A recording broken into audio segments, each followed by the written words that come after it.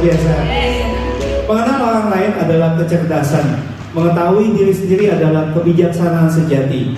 Menguasai orang lain adalah kekuatan. Menguasai diri sendiri adalah kekuatan sejati. Dalam 1 Petrus 4 ayat 7 berkata, kesudahan segala sesuatu sudah dekat.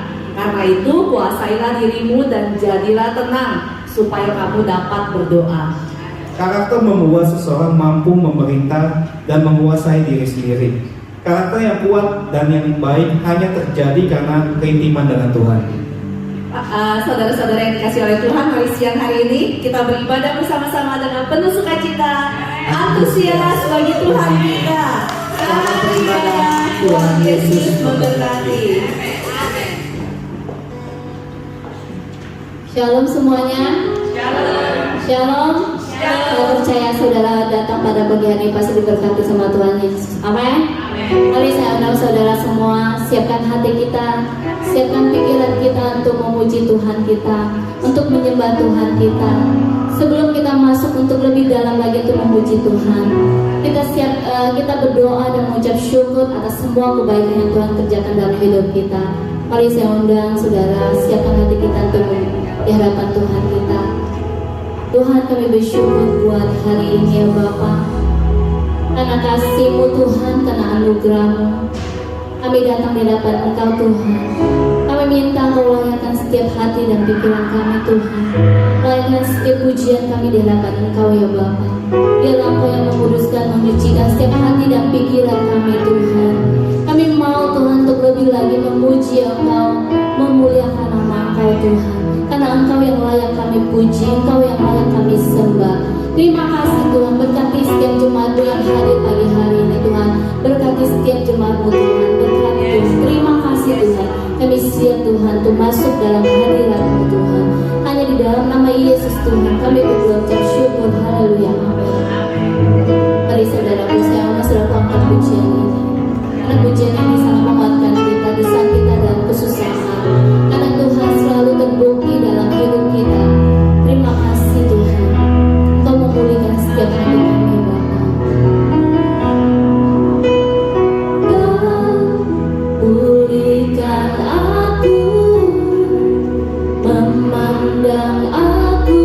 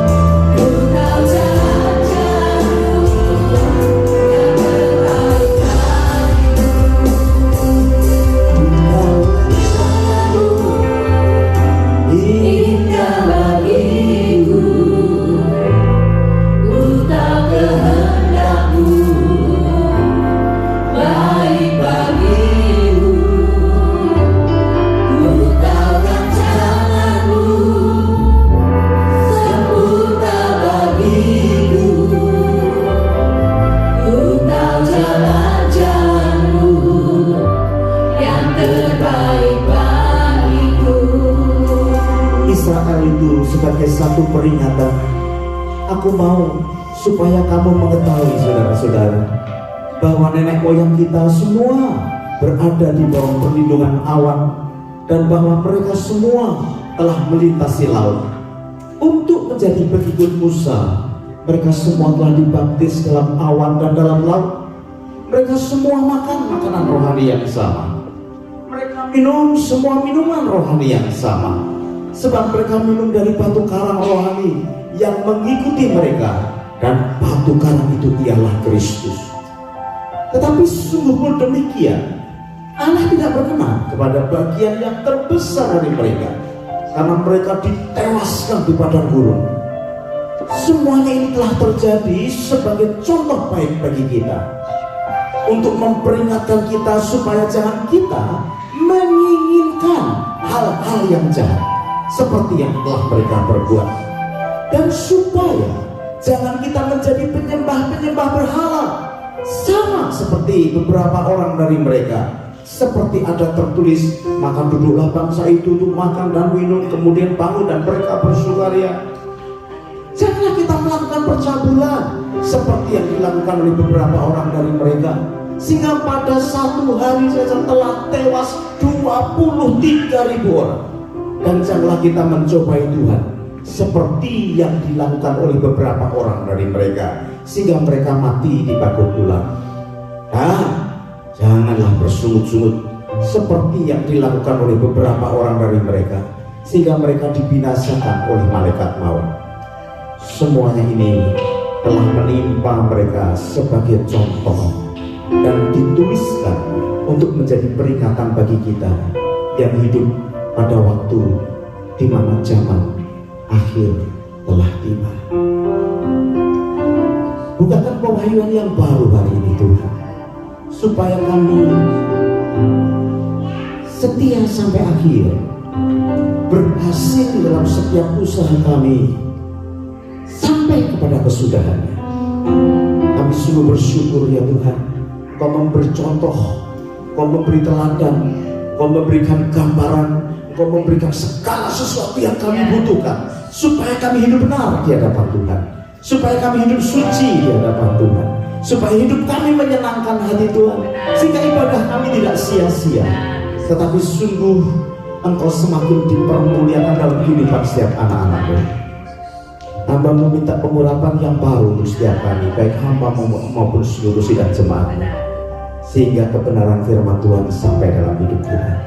Di dalam nama Tuhan Yesus kami berdoa dan mengucap syukur. Semua kita berkata amin. Mari kita beri kemuliaan yang kuat bagi Tuhan kita. Haleluya. Terima kasih tim musik yang sudah membawa kita di dalam hadirat Tuhan. Sekali lagi saya ingatkan, dalam setiap ibadah kita itu tujuannya adalah menyukakan hati Tuhan, ya. Amin. Setuju nggak? Ya. Kalau saudara sedikit tidak suka, sedikit tidak suka nggak apa-apa, ya. Kalau ibadah itu kalau kita sedikit tidak suka nggak apa-apa, tetapi Tuhan harus suka. Amin. Ya, saudara mungkin nggak suka karena mungkin kursi saudara diduduki oleh orang lain, gitu ya. Di gereja itu aneh-aneh ya, orang tuh duduknya di situ aja, ya. Kalau ada orang lain duduk itu bilang itu tempat saya, seperti itu. Padahal kursinya kita pindah-pindah loh saudara. Tapi saudara namanya di situ, gitu ya. Haleluya. Saya suka sekali Pak Ryan ada tengah kita, welcome, dengan Ibu Yudiko. Udah lama mereka pengen kesini tapi terhalang beberapa waktu yang lalu bersama-sama. Sudah sampai di sini yang baik. Pak Riki dan keluarga juga bisa hadir lagi. Haleluya, kita bersyukur ya untuk apa yang ada. Are you ready? Oke, hari ini saya beri judul jangan sampai jatuh. Ya, apa? Jangan. Maksudnya bukan jatuh terbentuk, enggak. Jangan sampai jatuh dalam dosa. Dan sudah saya kasih peringatan-peringatannya, sampaikan. Itu bangsa Israel itu dipilih oleh Tuhan, dibawa keluar dari Mesir, keluar tanah perjanjian, makan makanan sama, minum minuman sama, ya. Perjalanannya sama, tetapi sebagian besar dari mereka tidak sampai tanah Kanaan. Jangan sampai terjadi dalam kehidupan kita, makan makanan yang sama, memuji Tuhan yang sama, tapi kita nggak sampai tuh. Ini saya mau selesaikan serial hidup dalam kebenaran, karena apapun kehebatan kita, kalau kita ini tidak hidup di dalam kebenaran, tidak akan pernah sampai kepada tujuan. Ya, saudara sudah bekerja keras, sudah melayani Tuhan dengan sungguh-sungguh, tetapi kalau dipandang Tuhan ternyata hidup kita tidak benar, saudara hanya selesai 80 tahun kata Pastor D. Dia itu khotbah, hidup kita terbatas sampai 80 tahun. Saya ingat dulu, saya hitung mundur untuk umur saya, saudara ya. Mundur kurang sekian tahun gitu ya. Kalau kita melakukan segala sesuatu dengan sukacita, beribadah dengan sukacita, tapi kalau hidup kita tidak dalam kebenaran, artinya kita jatuh terus dalam lubang yang sama, dalam dosa yang sama, saudara tidak akan pernah bisa sampai kepada Tuhan. Ya, saya tolak sih tadi 1 Korintus pasal yang ke-10 tadi, saya tolak jangan sampai terjadi di sini Tuhan, gitu ya. Kita ini kan senang ya kalau kumpul. Kemarin itu kita kumpul dadaan ya, boleh gitu ya. Kita mau makan, yang lain mau makan. Kemudian kita kumpul di satu restoran kayak KKR, saudara. Itu ada 3 ruangan ya. Satu kita kenal, sebelah sono kita kenal, ada yang arisan, ada yang lain sebagainya. Itu kumpul teman-teman semua. Ya. Saya melihat itu sukacita yang luar biasa. Ya. Nah, kita dalam ibadah juga bersukacita. Tetapi saya mau ingatkan kepada saudara, mari kita akan baca ayat ini baik-baik. 1 Korintus pasal yang ke-10, satu ayat saja kita baca bersama. Karena sebelumnya sudah saya bacakan ke saudara. Ayat yang ke-12.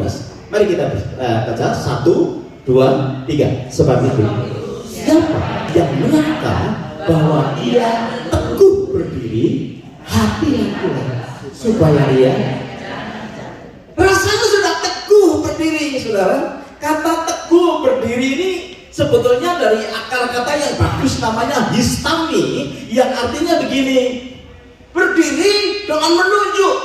Begitu. Siapa yang suka berdiri dengan menunjuk? Hah? Ini bicara soal leadership, seorang pemimpin. Ya. Berdiri dengan menunjuk, artinya kita ini dibawa kepada satu kepemimpinan di dalam kehidupan kita. Ya, paling tidak mimpin diri sendiri lah. Ya. Kalau dalam keluarga mimpin keluarga lah. Kalau di jemaat memimpin jemaat lah. Tapi dalam perjalanan rohani dikatakan bahwa orang yang berdiri teguh itu, histemi itu adalah orang yang berdiri sambil memberikan arahan. Kalau sudah begitu kan lumayan ya.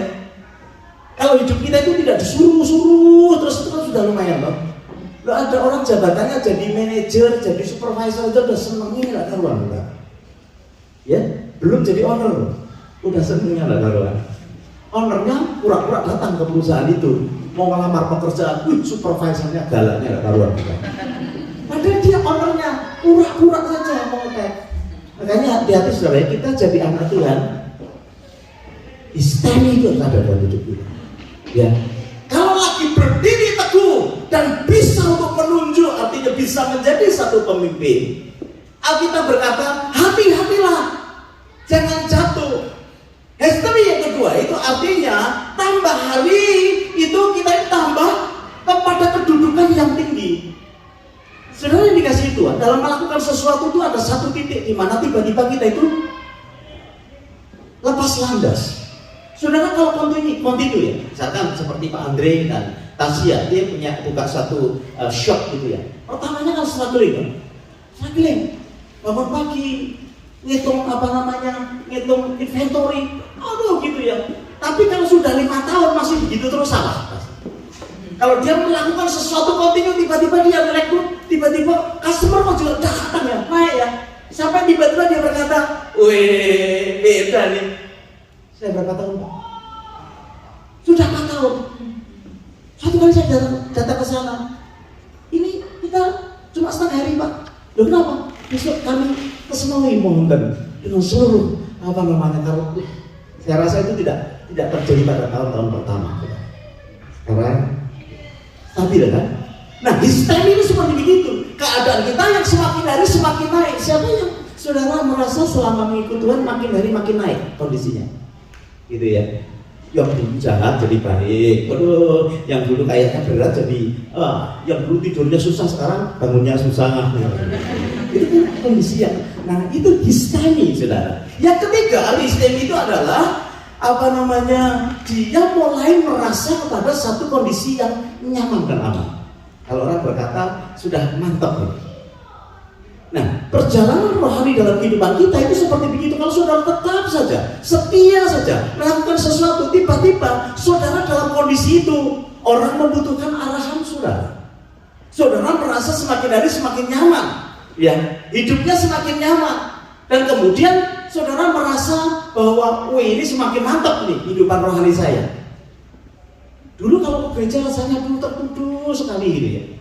Tapi sekarang udah mantep nih.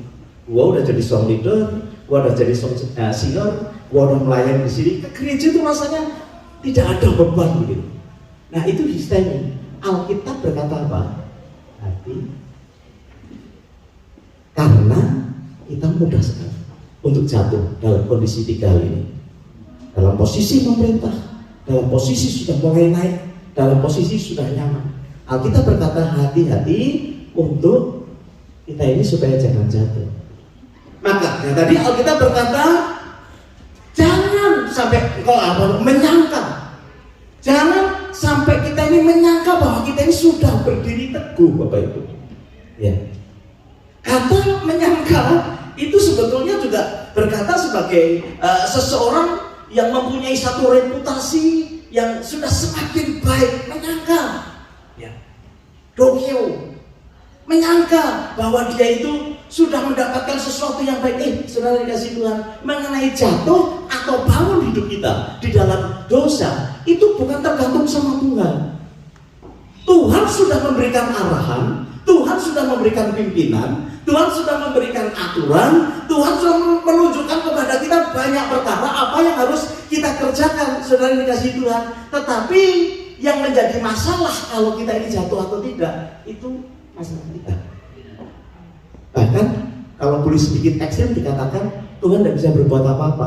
Masalah saudara jatuh bangun itu tidak bisa apa-apa. Itu keputusan dalam kehidupan kita. Nah, saudara yang dikasih Tuhan, semua anak Tuhan, semua pemimpin-pemimpin, semua orang yang sudah mengikuti Tuhan dalam cukup waktu.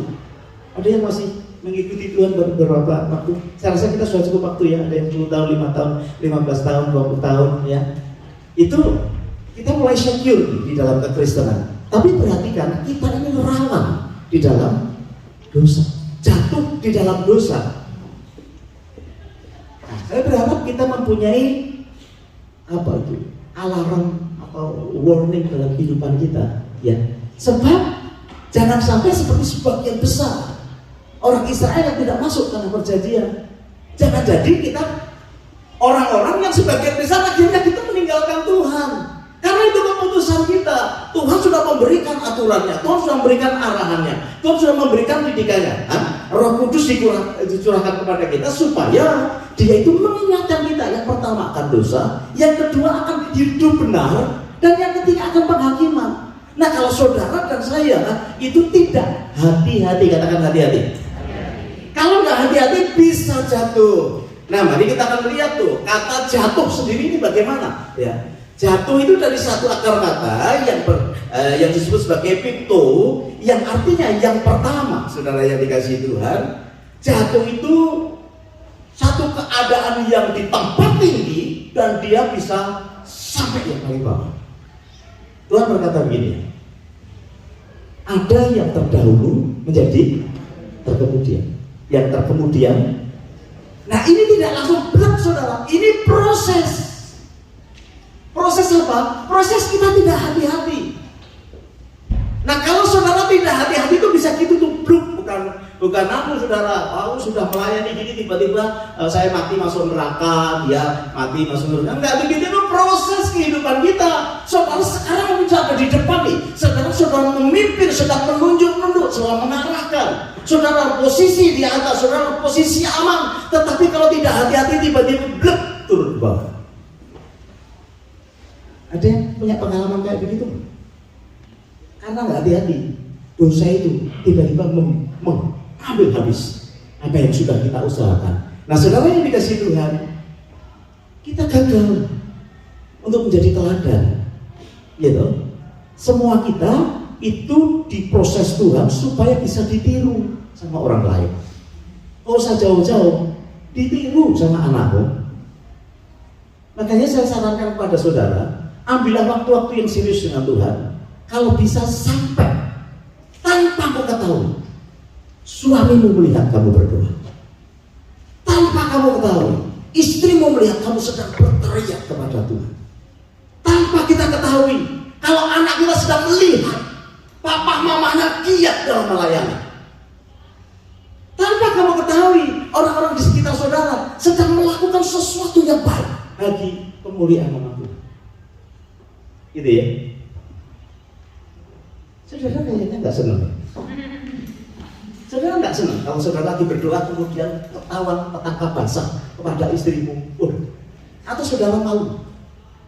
Ini seorang hamba Tuhan dia cerita begitu. Dalam keadaan yang terpuruk dia nangis kepada Tuhan dalam doa.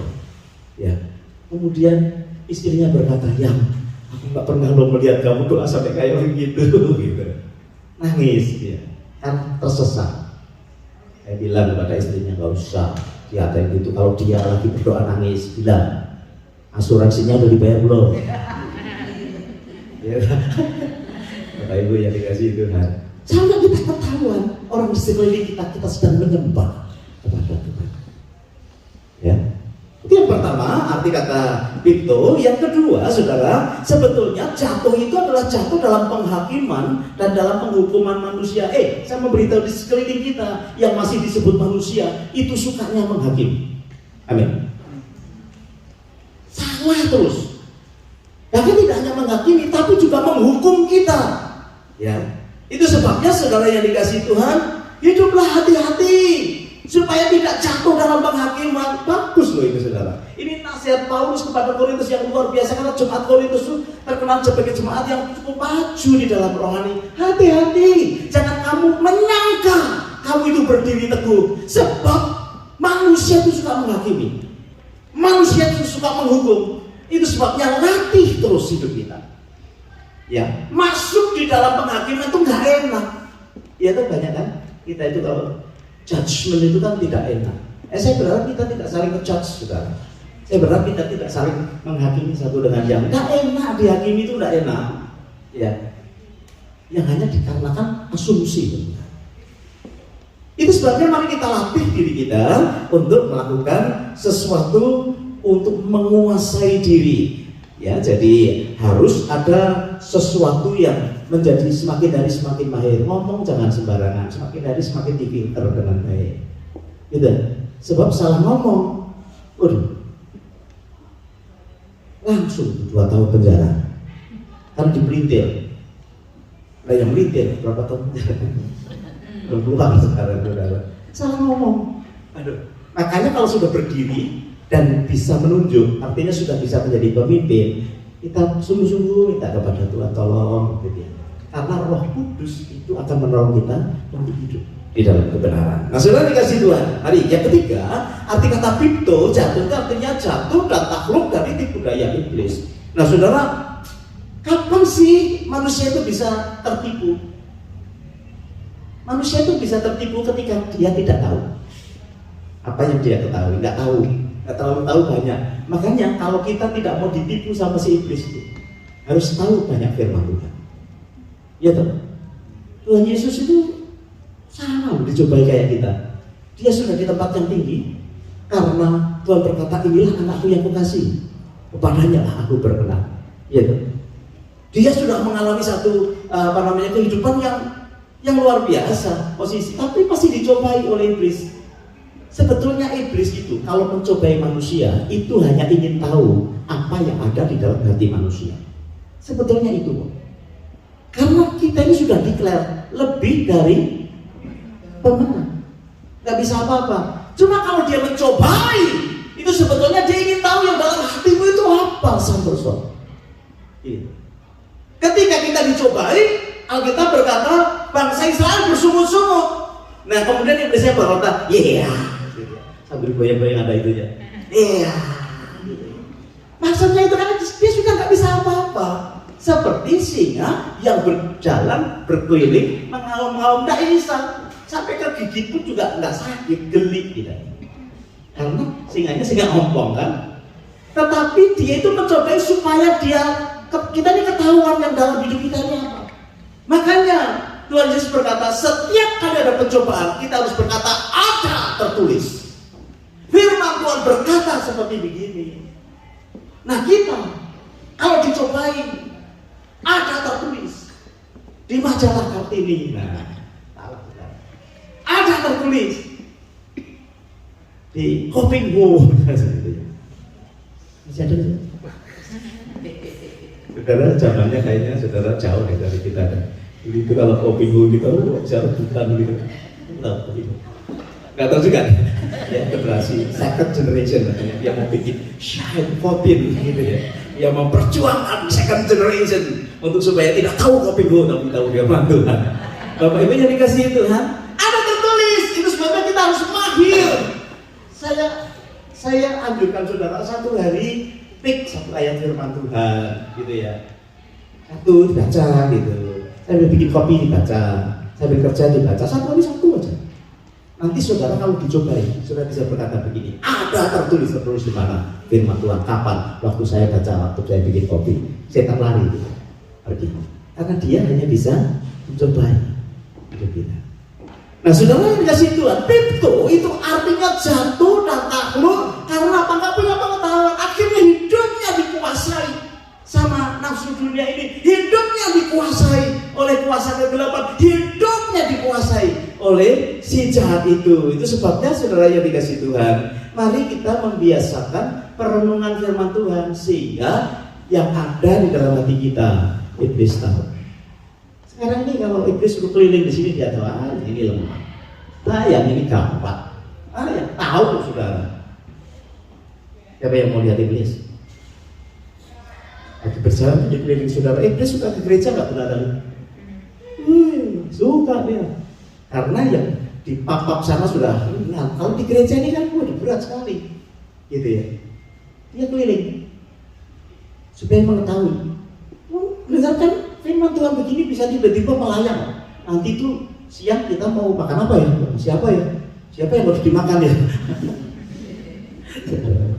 Bisa seperti begitu, itu percobaan. Ya, jadi itu jatuh dalam pengertian kita takut. Yang keempat, itu jatuh itu sebagai sebuah kehidupan yang akhirnya tersingkir dari kuasa dan dari kebenaran. Saudara kalau berhati-hati, kita bisa akan mati di dalam dosa. Karena saya sebagian besar tidak masuk tanah Kanaan karena mati di dalam dosa. Anak Tuhan kalau tidak berhati-hati bisa mati di dalam dosa. Sepengetahuan saya sih kalau kita mati di dalam dosa ya terlambat saudara. Kalau bisa kita ini mati di dalam kebenaran. Memang kita belum hebat, tetapi kita terus minta dibenarkan oleh Tuhan. Sehingga kalau kita mati pun dalam kebenaran dan kita berjumpa dengan Tuhan dan kita menerima reward yang datang dari Tuhan. Saudara, excited nggak sih ketemu sama Tuhan? Excited nggak? Saya mau excited saudara. Ya tapi memang kalau bisa kasih waktu yang lebih banyak lagi, bukan untuk jalan-jalan saudara, kasih waktu banyak lagi itu supaya kita dapat reward yang lebih banyak lagi, bisa jadi berkat yang lebih banyak lagi. Kalau masalah jiwa dan tubuh itu kan bonus dalam hidup kita, ya kan? Kita bisa makan enak. Aduh, di Australia ini saudara, apa sih yang tidak ada? Ya, ada semua.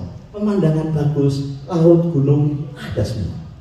Ya, kalau kita mau hidup lebih panjang itu karena memang kita ingin punya kesempatan untuk jadi berkat lebih banyak, bahwa jiwa lebih banyak datang kepada Tuhan, bukan untuk urusan sendiri. Nah itu sebabnya saudara, kalau kita ini jatuh, maka itu artinya kita ini kehilangan akan kehidupan yang benar, kehidupan yang berkuasa. Ya. Saya tadi ngobrol sama si Ray, perlu pakai jas atau tidak? Betul. Saya kadang tanya gitu loh, supaya lebih objektif ya. Nanti tak taunya semua bagian saudara itu nggak pas banget gitu. Ya berkata, Dad, kalau manggil saya Dad, apa namanya? Kayaknya dia jangan pakai jeans deh, harus pakai yang old fashion ya. Itu bisa lebih berwibawa. Saya berkata, saya tidak butuh wibawa, saya butuh kuasa. Karena mau berwibawa ditakutnya sama istri ya. Saya berharap istri saya tidak takut sama saya. Saya berharap istri saya itu merindukan saya. Saya tidak ingin saudara takut sama saya. Saya berharap kalau saya nggak ada, saudara cari-cari saya. Gitu ya. Itu jawaban saya, Ri, maafkan. Ini kayaknya permintaan Anda agak sulit saya terima. Ini aja pakai jin, saya pengen kelihatan muda ya. Ibu Yuriko parah ya dulu, waduh, nggak ketemu sekian tahun juga masih sama saja. Ya memang tubuhnya sih nggak terlalu kuat, keinginannya masih banyak, tapi memang ya sudah. Tapi anak Tuhan lebih baik kita hidup dalam kebenaran karena apa? Ada kuasa. Kuasa apa? Mengatasi segala persoalan kita. Nah, saudara, kita berkata, Rasul Paulus itu begini loh, hidup ini itu seperti pertandingan yang nanti akhirnya kita akan mendapatkan reward. Itu sebabnya hiduplah seperti petani, rajin, hiduplah seperti atlet, fokus, hiduplah seperti tentara, siap komandan, kayak begitu. Untuk itu aku tidak jalan pelan-pelan loh. Paulus berkata, aku berlari. Nah ini loh saudara, saya ingin terjadi dalam kehidupan kita. Ayo kita lari, jadi anak Tuhan lari. Gak apa-apa kok kita ini tidur 5 jam, gak apa-apa kok. Ya, gak apa-apa kok kita ini tidur 6 jam, gak apa-apa kok. Tetapi kita pakai sungguh-sungguh waktu yang ada. Selain untuk kebutuhan kehidupan kita, juga kebutuhan Tuhan mengizinkan saudara dan saya tinggal di negeri ini. Ya, berlari-lari sampai tujuan untuk mendapatkan hadiah yang kekal. Nah, saudara kasih Tuhan, ayat satu lagi dan kita selesai. Senang? Oke, kita lihat 2 Timotius. 2 Timotius pasalnya yang ketiga ayat yang ke-16. Ini segala tulisan yang diilhamkan Allah memang bermanfaat untuk mengajar. Ini firman Tuhan ya. Untuk menyatakan kesalahan, untuk memperbaiki kelakuan, dan untuk mendidik orang dalam apa? Jadi yang bisa mendidik kita itu firman. Saudara yang dikasih Tuhan. Aku saudara nggak suka sama firman. Ya, pastoral host kasih firman terus. Kasih firman. Kalau perlu dibaca Alkitab 1 tahun 3 kali. Pada awal tahun saya agak ngeri-ngeri juga sih Pak Iwan. 3 kali habiskan Alkitab. Caranya gimana? Mata bisa senok kan saudara. Kecil-kecil lagi. 3 kali setahun. Gak taunya dia punya cara. Dikirim audio Bible. Wah, asik banget. Saya itu kalau nunggu penumpang bisa 1 jam saudara. Mau ngapain? Dengerin itu aja. Apalagi ada yang pakai kayak apa namanya drama gitu. Asik. Tanpa sadar itu masuk di dalam kehidupan kita. Tulisan itu akan mengajar hidup kita, akan membawa kita kepada sesuatu hal yang baik, karena menyatakan kesalahan dalam kehidupan kita. Nah, belajar firman Tuhan sampai kita ini terima wahyu. Katakan wahyu. Rema. Kalau kita belajar firman Tuhan atau baca firman Tuhan, temukan remanya, karena setiap hari berbeda, ya. Karena itu bisa menjadikan kita menjadi teladan. Bagus nih. Nasihat Paulus itu bagus sekali. Dan itu cocok juga buat kita sekalian. Kalau baca firman, punya keinginan untuk kita dapat rema dari Tuhan. Ngomong apa Tuhan? Dengerin firman, dapat rema dari Tuhan. Karena itu akan menjadikan saudara terpelajar. Menjadikan saudara itu teladan bagi yang lain. Yang kedua, menjadikan kita itu tahu kesalahan kita. Di Komsel ada pertanyaan yang menggelitik. Kenapa ya manusia itu sudah berbuat dosa tapi merasa benar? Itu kan menggelitik, saudara. Yang sudah berbuat dosa kok lebih lebih galak dari suaminya. Harusnya berbuat dosa ya berubah, tapi masih ditutupi. Nah, firman Tuhan ini akan menjadikan kita tahu kesalahan kita. Memang orang mungkin tidak tahu. Halo, Bapak Ibu, masih ada yang menyimpan kesalahan yang orang lain tidak tahu? Jawabannya adalah ada. Ada. Oh, sudah pura-pura aja nggak dengar saya. Ada. Yang orang lain tidak tahu, disimpan baik-baik. Ada, tapi Tuhan tahu. Setan tahu itu. Makanya firman Tuhan itu menjadikan kita punya kemampuan untuk tahu yang ini tidak benar nih. Setan suka nih, Tuhan nggak suka nih. Kemudian kita bertobat. Hati-hati Nanti kalau enggak, nanti kita bisa binasa loh, saudara. Mati di dalam dosa. Saudara yang ketiga, firman Tuhan itu mampu untuk membuat kita ini fokus menjadi orang yang lebih baik. Katakan lebih baik. Kita itu sebetulnya kan susah ya. Ya. Uangku, uangmu. Baik enggak? Baik. Ya, kan? Uangku, uangmu. Nah, itu bagus itu. Itu bagus, contoh yang bagus gitu. Suami istri bisa gitu, uangmu. Istrinya enggak, uangku. Harusnya uangmu. Kemudian pasangannya berkata, iya sama, uangmu. Jadi artinya kita menguasai sama-sama. Kita mengambil keputusan sama-sama. Sampai kita ini bisa fokus untuk berbuat baik. Yang keempat, belajar firman Tuhan itu menjadikan kita ini terdidik di dalam kebenaran. Jadi kebiasaannya itu kebiasaan hidup benar. Ya. Tuhan itu adalah Tuhan yang sama sekali tidak punya pikiran salah. Terlalu berhikmat sehingga dia itu untuk melakukan kesalahan. Tidak ada keinginan salah, bukan? Jadi kalau saudara diizinkan terjadi sesuatu oleh Tuhan yang sepertinya tidak baik, dia nggak salah, nggak salah, karena dia terlalu berhikmat untuk memimpin kita kepada tanah perjanjian itu. Amin, Bapak Ibu.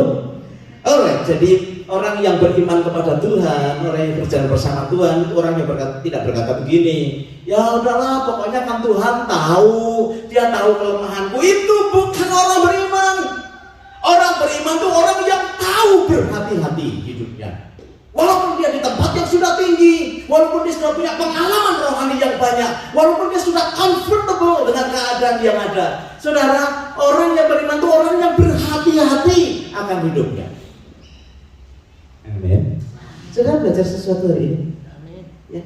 Jadi kita ini adalah orang yang beriman itu karena kita memang tahu ya bagaimana kita harus berhati-hati di dalam kehidupan kita. Kita menjaga kehidupan kita sampai perjalanan terakhir. Ya, saya percaya itu akan memberkati kita sekalian. Sebabnya kita harus berakar di dalam Tuhan, terus iman kita tancapkan ke dalam Tuhan. Dan gini saudara, setiap hari sesuaikan perbuatan kita dengan firman yang kita pelajari. Sesuaikan aja, nggak usah ngotot saudara. Ya, sesuaikan, karena masing-masing remanya berbeda loh dalam kehidupan kita untuk mengerjakan hari ini. Saya percaya kalau saudara seperti begitu, mari kita akan katakan bersama-sama kata-kata terakhir 2, 3, maka kita tidak akan jatuh. Mari kita akan tundukkan kepada kita.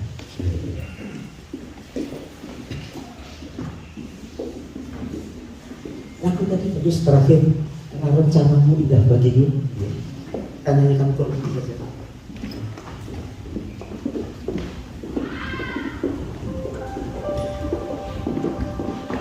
Tahu rencanamu indah bagiku. Ku tahu rencanamu indah bagiku. Ku tahu kehendakmu baik bagiku. Ku tahu rencanamu sempurna bagiku. Ku tahu jalan-jalanmu yang terbaik bagiku. Ku tahu rencanamu. Mari kita pakai berdiri. Indah bagiku.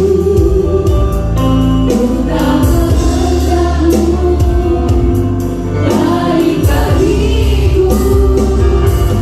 Ku tahu rencanamu sempurna bagiku.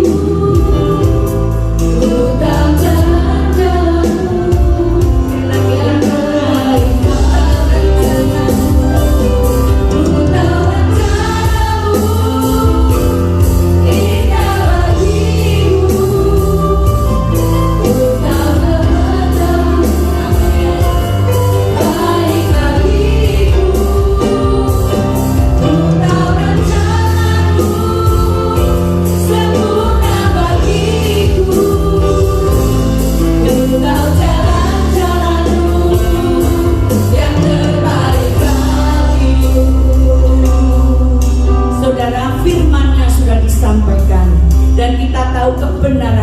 firman itu.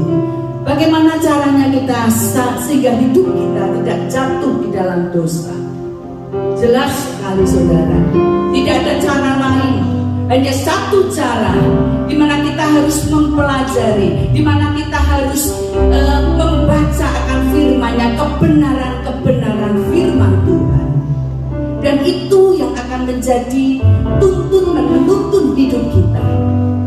Mari saudara, suka untuk membaca, suka untuk merenungkan firman, karena itu cermin buat hidup kita sekali saudara. Tidak ada cara lain. Sesibuk apapun hidupmu dan hidupku, sempatkan baca, pelajari, dan renungkan. Dan dikatakan tadi, sampai kita memperoleh ilham, sampai kita memperoleh pewahyuan, sampai firman itu kita mendapatkan rema. Apa itu rema saudara? Sesuatu yang berbicara dalam hidup kita, dan itu sungguh-sungguh hidup kita diberkati dengan rema itu, dan kita mengerjakan dengan rema yang sudah kita terima di dalam hidup kita. Ya Rabbah, dan hidupmu terjaga karena firman itu saudara.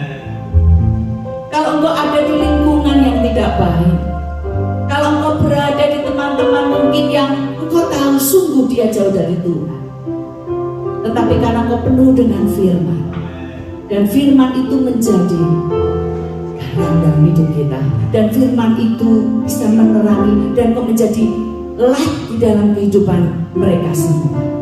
Mari saudara, katakan, ku tahu rencanamu, dan kita akan berdoa bersama-sama.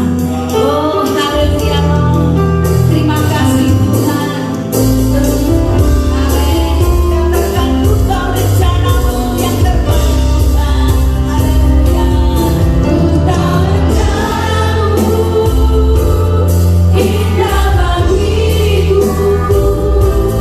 Ku tahu rencanamu baik bagiku. Ku tahu rencanamu sempurna bagiku. Ku tahu jalan-jalanmu yang terbaik.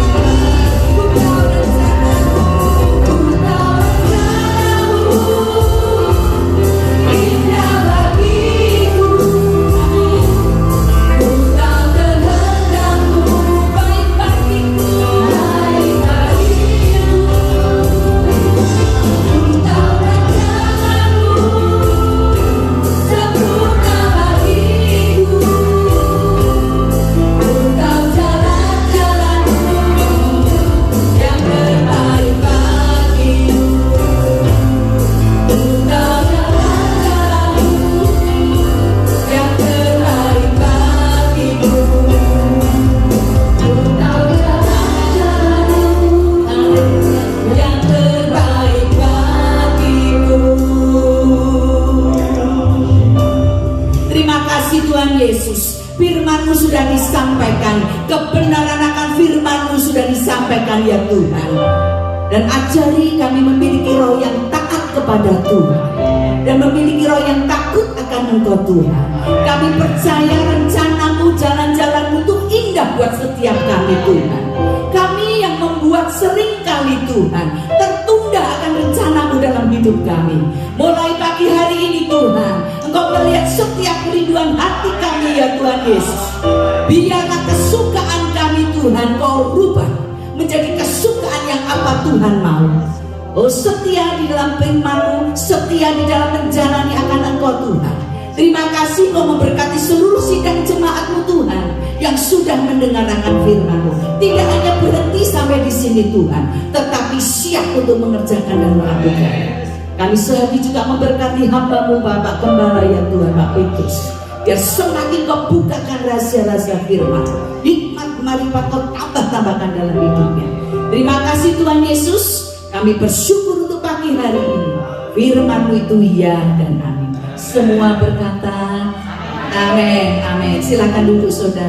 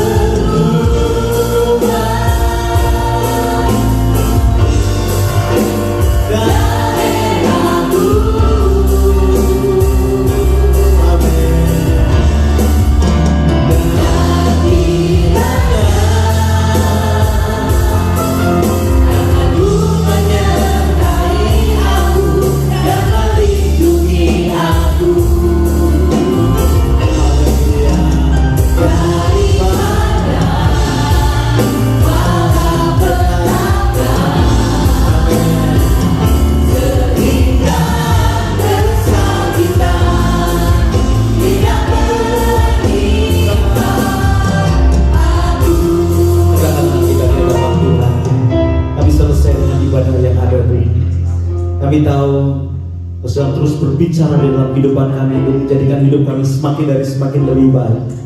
Karena kami adalah orang-orang yang sudah dipilih dan diselamatkan oleh Tuhan. Ajari kami berhati-hati menjaga kehidupan ini sehingga kami tidak terhilang dari hadapan-Mu ya Tuhan. Tolong tumpangkan tangan-Mu atas setiap kami Bapa surgawi. Bapak Ibu yang dikasihi Tuhan, sebentar kita nanti akan pulang dengan membawa berkat yang besar dari Allah Bapa, cinta kasih dari Tuhan kita Yesus Kristus, dan persekutuannya di dalam Roh Kudus menyertai hidupmu dan hidupku sekarang bahkan sampai selama-lamanya. Mari semua kita yang sudah diberkati Tuhan berkata, berikan tepuk tangan yang kuat, haleluya.